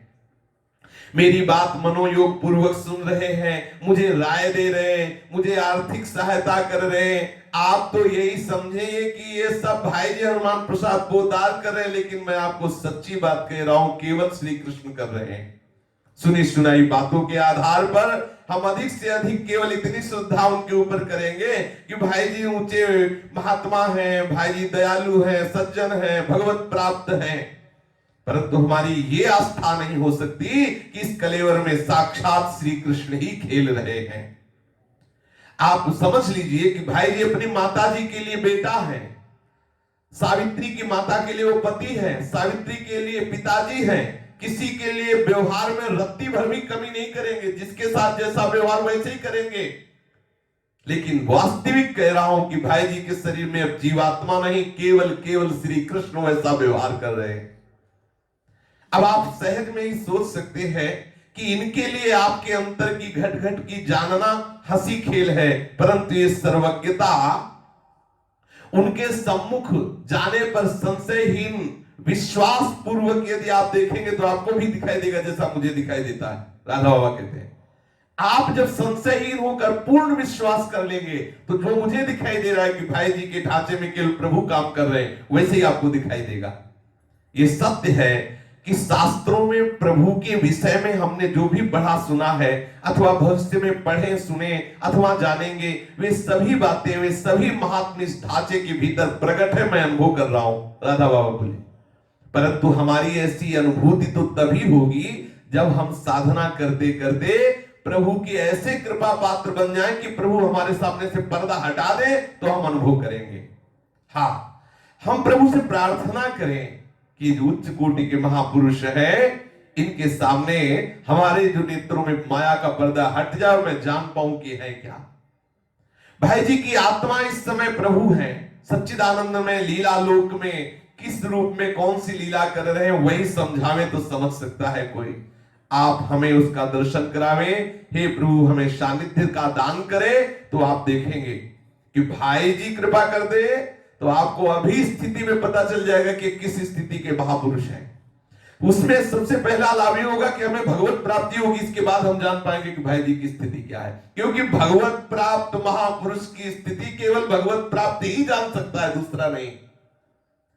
श्री पोद्दार महाराज की सच्ची लीलागत भावदेह अथवा उनकी परमार्थिक अवस्था हमें पता चलेगी तभी जब वो हमें चलाने दें, अर्थात वो चाहे सोई जाने जी देव जनाई। अभी तो यही तथ्य है कि साक्षात श्री कृष्ण इस कलेवर के भीतर से कन्यादान करते हुए नजर आते हैं, कहीं कल्याण संपादन करते नजर आ रहे हैं, बड़ा गोपनीय लीला कर रहे हैं इस कलेवर के भीतर। वही बोलचाल, वही सांगोपांग, ऐसा नाटक कर रहे हैं कोई जान ही नहीं सकता कि साक्षात प्रभु इस शरीर का अस्त्र लेकर लीला कर रहे हैं। हम ऐसे अज्ञानी हैं कि कोई उनसे अधिक व्यवहार कुशल होने का अभिमान करता हुआ उन्हें व्यवहार की सलाह देता है, भाई जी आपको ऐसा नहीं करना चाहिए, ऐसा करना चाहिए। कोई उनके कार्य की आलोचना करता है कि ऐसा नहीं करना चाहिए, कोई कहता है भाई जी को बहुत बुरा, कोई भला। ये सब मायावी लोग समझ रहे हैं कि भाई जी कोई माया कर रहे हैं। अरे समझो, वो श्री कृष्ण अपना लीला कौशल करके तुम्हें ऐसा गुप्त भाव से अंदर अपने को छुपाए रख करके तुम्हें भुलावे में डाल रहा है। जिन भगवान की खोज करने के लिए अनंत काल तक तपस्या करनी पड़ती है, वही भगवान इतना सुलभ हो गया, लेकिन हमारा दुर्भाग्य हम समझ नहीं पा रहे। ऐसा भगवान माया का पर्दा डाल के लीला करते हैं कि कोई बिरला ही विश्वास कर, जो विश्वास किया वो निहाल हो गया। साक्षात भगवान इन महापुरुषों के हृदय में प्रकाशित होते हैं। अनंत लाभ उन्हीं को मिलेगा जो दृढ़ विश्वास करेंगे। जिस पर एक बार इनकी दृष्टि पड़ गई, वो बिना पवित्र बिना कृतार्थ हुए नहीं रह सकता। ये राधा बाबा का विश्वास है। हाँ, हो सकता है अपराध करे तो समय लगे, लेकिन निश्चित उसका कल्याण हो। अमोघश्च, अंत में उसका कल्याण निश्चय हो जाएगा। एक बार जिसकी ऊपर इनकी दृष्टि पड़ गई, किसी भी भाव से सही संबंध हुआ है साक्षात श्री कृष्ण से, क्योंकि इस शरीर के ढांचे के अंदर श्री कृष्ण है, हमारा ही नहीं। जिस जिस प्राणी को इनका दर्शन होगा वो सभी तर जाएंगे, मेरा विश्वास है। जन्म हो सकता है एक दो और धारण करने पड़े, किसी भी योनि में जाए, परंतु प्राणी अनंत पुण्यशाली होकर एक बार भगवान का साक्षात्कार साक्षात दर्शन करेगा और इनका महात्म जानकर वो भगवत प्राप्त हो जाएगा। इससे भी बहुत ऊंची बातें हैं, परंतु मेरे को बताने के अंदर से प्रेरणा नहीं हो रही। बाबा बोले, राधा बाबा, ये बातें भी अनेक कारणों से मैं बहुत ढक के छुपा के बोल रहा हूं। ये जो भाई जी महाराज है, ये बात सुनने वाला एक तो मुझे वैसे ही प्रिय लगता है। भाई जी महाराज की कोई बात सुनना चाहे तो मुझे बहुत प्रिय लगता है। दूसरी बात है, जब तक कोई 1 लाख नाम रोज जप नहीं करेगा तब तक मेरी बात समझ नहीं सकता। बाबा से जब कोई प्रश्न करता तो बाबा सबसे पहले पूछते, कितना नाम जप करते हो? नहीं, नाम जप तो चलिए 1 लाख नाम जप करो, फिर प्रश्न करना आके। आप नाम जप का नियम निभाते जाइए, फिर आप देखिए हम आपको क्या क्या बताते जाते हैं। श्री कृष्ण प्रेरणा करेंगे और मैं आपको अवसर अवसर पर सब यथायोग्य बातें बताता जाऊंगा। जो साधना में दृढ़ निश्चय करके लगता है, उस पर भगवत कृपा प्रकाशित होती है। उसे प्रत्येक अनुकूल प्रतिकूल घटनाओं में प्रभु का हाथ दिखने लगता है। ऐसे व्यक्ति का फिर महापुरुषों में आकर्षण होता है। इसी प्रकार किसी भी हेतु से सच्चे संत में आकर्षण होने मात्र से सर्वत्र भगवान की सत्ता ही क्रियाशील हो रही है, ये अनुभव उनकी कृपा से होने लग जाता है। एक बात निर्विवाद है कि जो भी अधिक से अधिक भगवान नाम नहीं लेगा, वो महात्माओं के प्रभाव को नहीं समझ पाएगा। उसकी उन्नति बहुत ही मंद गति से होगी। इसमें कोई बहाना नहीं चलेगा, कोई युक्ति नहीं चलेगी, कोई कंसेशन नहीं चलेगा, कोई अपवाद नहीं चलेगा। यदि आपको परम लाभ लेना है, संतों के सानिध्य का आनंद उठाना है, तो आपको अधिक से अधिक नाम लेना होगा। प्रत्येक जीव के अंतःकरण में 3 दोष है, मल, विक्षेप और आवरण। जब तक मल नहीं धुलेगा, विक्षेप नहीं मिटेगा, आवरण भंग नहीं होगा, तब तक महात्माओं की बात समझ में नहीं आएगी। आपके हृदय में महात्माओं की बात बैठेगी नहीं, उतरेगी नहीं। मन में भरा है मल, तो कैसे महात्माओं की श्रद्धा आपके हृदय में बैठे? कैसे महात्माओं की बात, चाहे जितनी बात घुसाई जाए, टिकेगी नहीं।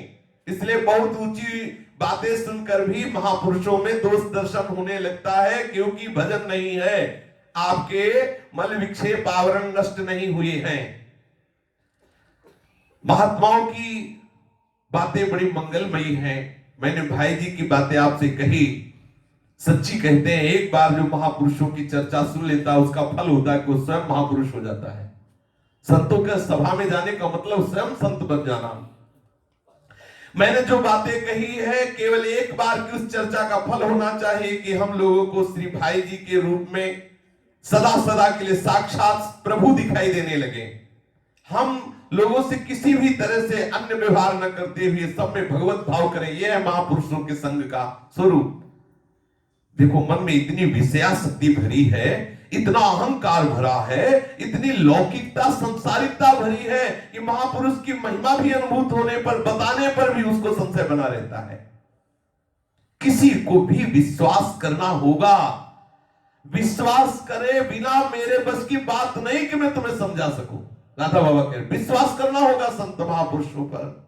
जितनी बातें कही गई विश्वास करोगे, महत्व बुद्धि आएगी, आत्मसमर्पण हो जाएगा तुम्हारा, शुद्ध भगवत दर्शन की योग्य हो जाओगे। आत्मसमर्पण के बाद ही प्रेम लक्षणा भक्ति का प्रादुर्भाव होता है। आत्मसमर्पण की शुद्ध लालसा विश्वास से प्रकट होती है। यदि चतुर्थांश का भी उदय हो गया तो अनुभव में तुम्हें इष्ट के दर्शन न होने लगे तो कहना आप महात्माओं पर विश्वास कीजिए, आत्मसमर्पण कीजिए। हम श्री भाई जी महाराज या संत महापुरुष का संग करते हैं, परंतु संग का उद्देश्य लौकिक स्वार्थ होता है, लौकिक सुख। संग का स्वरूप उद्देश्य भगवत प्राप्त महापुरुष के विशुद्ध संग का नहीं होता है, लौकिक स्वार्थ। हमारे लौकिक स्वार्थ की पूर्ति हो जाए। यदि विशुद्ध उद्देश्य को लेकर भगवत प्रेम की प्राप्ति या भगवत प्राप्ति का विशुद्ध उद्देश्य लेकर पोदार या सच्चे संत का संग करेंगे, भगवत प्राप्त संत का संग करना मानो भगवत समीपता, भगवत प्रेम में डूबना है। आप अपनी ओर से भरपूर चेष्टा करें, निश्चित मानिए आप उसी हृदय की धरा को प्राप्त हो जाएंगे जो महापुरुषों की हृदय धरा है। वो दान कर देंगे, अनुपम अपने हृदय के प्रेम का दान कर देंगे। ये सर्वोत्तम बात है जो मैं भाई जी के संबंध में कह रहा हूं। सच मानिए यदि ऐसा कोई अपने को बना सके तो फिर उसे वे अवश्य श्री कृष्ण लीला में प्रवेश करा लेंगे। कैसा बना सके कि हम अपने अंतःकरण को महापुरुषों के वचनों पर विश्वास करके उनके अनुसार चले, आत्मसमर्पण करें, दृढ़ विश्वास करें तो श्री कृष्ण कृपा करके वो अपनी लीला में प्रवेश करा देंगे। सच मानिए, भजन नहीं है तो आप माया जगत के नीचे धरातल में ही खड़े रहेंगे। महात्माओं के हृदय की बात समझने की योग्यता आप में नहीं आएगी। भजन कीजिए तो आप महात्माओं के सम्मुख हो जाएंगे। भजन करके देखिए, संत कृपा को लपेट लेगी, ऐसी दिव्य झांकियां कराएगी, ऐसी दिव्य महिमा अनुभूतियों में आएगी, आप कल्पना नहीं कर सकते। इनकी कृपा के एक कण का करोड़वां अंश भी आप किसी प्रकार ग्रहण कर ले तो आप निहाल हो जाएंगे। मुझे तो इनके पास इनकी कृपा ही रखे हुए है। यहां जितने व्यक्ति हैं, श्री राधा बाबा कह रहे हैं, उनमें श्री गोस्वामी चिन्मन लाल जी की ओर मेरी दृष्टि अधिक आकर्षित होती है क्योंकि संपूर्ण आज्ञा का पालन करते हैं भाई जी की। मैं सोचता हूं यदि ये चाहे तो ऐसा बन सकते हैं। जिस दिन भाई जी को जय श्रीडीह में भगवत प्राप्ति हुई थी, उस प्राप्ति में और आज भाई जी की स्थिति में जमीन आसमान का अंतर है। राधा बाबा कह रहे हैं वो दर्शन त्रिदेवों में एक भगवान विष्णु का दर्शन था, परंतु इसके बाद कृपा हुई, वृंदावन बिहारी के दर्शन हुए, फिर धीरे धीरे अवस्था बढ़ी, फिर युगल सरकार के दर्शन हुए, फिर और उच्च अवस्था आई और श्री जी के चरणों में इनका अहंकार पूर्ण रूप से समर्पित हो गया। यद्यपि ये अवस्था वाणी मन बुद्धि से परे की अति अनिर्वचनीय है, परंतु जहां तक विवेचन किया जा सकता है, चंद शाखा न्याय से उतनी बात कही जा रही है। सचमुच भाई जी की कृपा से जिस दिन में कोई भी गोपी भाव की साधना करता हुआ गोपी बन जाएगा, उस दिन वो ठीक समझ पाएगा कि भाई जी की क्या दशा है। श्री जी के चरणों में पूर्ण तन्मयता, श्री जी के चरणों के चिंतन में लीन हो जाना, ये ऐसी बात है जैसे गूंगा गुड़ खाए तो क्या स्वाद वर्णन करे। मेरी यही धारणा है कि श्री भाई जी श्री किशोरी जी के चरणों का अभेद चिंतन करने वाले महापुरुष हैं। श्री किशोरी जी के भाई जी को जो दर्शन हुए वो ब्रह्मा जी को भी दुर्लभ है, बड़े बड़े पदाधिकारी महापुरुषों को दुर्लभ है। पद्म पुराण में कथा आती है कि श्री नारद जी को जब श्री जी के दर्शन हुए तो जो सखियां हैं उन्होंने कहा कि जो तुम्हें श्री जी के रूप का दर्शन हुआ ये त्रिदेवों को भी दुर्लभ है। ऐसे श्री राधा रानी का दर्शन भाई जी को हुआ और वे दर्शन ही नहीं पूर्ण तन्मय हो गए। भाई जी महाराज श्री पहले किशोरी जी की दासी मंजरी भाव में नर्म सखियों में सम्मिलित हुए, फिर सीधे किशोरी जी में तन्मयता प्राप्त कर ली, कृतकृत्य हो गए। भाई जी का पहले कृष्णमय कलेवर, फिर अब केवल श्री जी विराजमान है भाई जी के हृदय में। राधा बाबा ने ऐसा अनुभव किया कि कितना क्रम से उनके हृदय में भाव आया। अब केवल राधा रानी ही भाई जी महाराज के हृदय में विराजमान है। उनके पांचभौतिक कलेवर में सच्चिदानंदमय राज्य की सर्व समर्था प्रेम स्वरूप श्री जी का प्रकाश केवल हो रहा है, स्वयं भगवान के अवतार में और यहाँ की स्थिति में बड़ा अंतर। जो अवतरण होता है वो पांच भौतिक ढांचे का आधार नहीं लेता। जो अवतार काल में भगवान का अवतरण होता है वो पांच भौतिक जड़ अविद्या का पर्दा नहीं होता, वो योग माया से प्रभु प्रकट होते हैं और यहाँ पांच भौतिक पर्दे के अंदर प्रभु की लीला हो रही। बाबा को ऐसा अनुभव हुआ कि इतनी ऊंची, जिस समय श्री देवर्षि नारद और अंगिरा जी से सत्संग हुआ, आगे प्रसंग में आएगा, उस समय से फिर भाई जी की जो वृंदावन की अद्भुत महिमा प्रकाशित हुई, वृंदावन की जो अद्भुत रस रीति प्रकाशित हुई, वृंदावन की प्रिया प्रीतम की जो अद्भुत आसक्ति प्रकाशित हुई, वो देवर्षि नारद और अंगिरा जी के सत्संग के बाद से बढ़ी। कुछ ऐसी बातें हैं जो महापुरुषों को एकांतिक भागवतिक होती है, जो लिखी नहीं जा सकती। कोई ऐसा ना समझे कि बिना किसी सिद्ध रसिकों की कृपा के रस आ जाता है, बिना किसी सिद्ध महापुरुषों के आश्रय के रस आ जाता है। कुछ बातें होती जो प्रकट में आश्चर्य दिखाई देता है, कुछ बातें होती जो अप्रकट अव्यक्त महापुरुष आकर के करुणा करते हैं और वो उपदेश, वो युक्तियां, वो मंत्र, वो सिद्ध पद्धति देते हैं जिससे वो प्रेम रस में डूब जाता है। आज से 5-7 वर्ष पूर्व आया नारद जी के दर्शन के पश्चात जो स्वरूप बदला भाई जी का, पांच भौतिक ढांचे के प्रारब्ध रहने तक ये अवतार रहेगा। प्रिया प्रीतम के संबंध में जो जो बातें शास्त्रों में कही गई और भविष्य में भी कही जा सकती हैं, वो सब की सब भाई जी के ढांचे के अंदर प्रकाशित हो गई। यदि कोई सच्चा श्रद्धालु हो, चेष्टा करे, चाह करे, तो थोड़े में भी परिचय मिलने लगेगा। क्योंकि छिपाना तो उसी के लिए जो अश्रद्धालु है, श्रद्धालु के लिए छिपाना तो है नहीं। उसकी श्रद्धा संत रहस्य को प्रकट कर देती है। जहां कोई श्रद्धा करता है तो संत फिर अपने रहस्य को छुपा नहीं सकता, बाध्य होकर प्रकाशित कर देता है।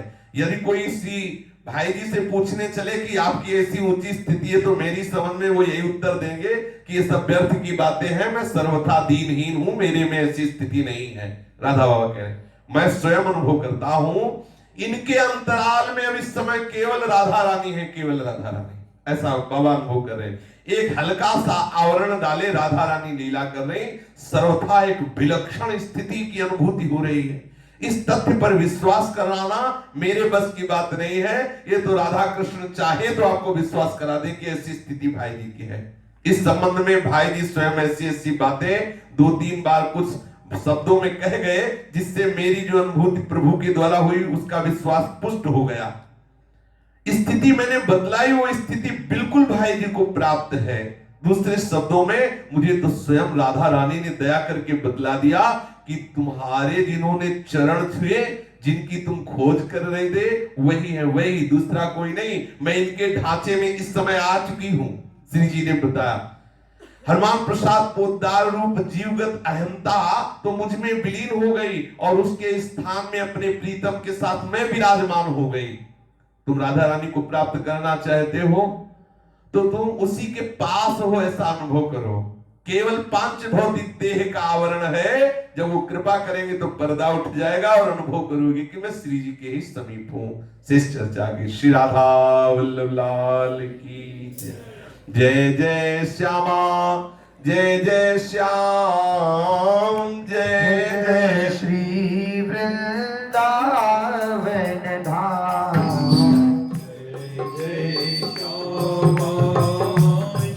जय श्याम, जय जय श्री वृंदावन धाम। मेरी श्यामा मेरा श्याम, मेरी श्यामा मेरो श्याम।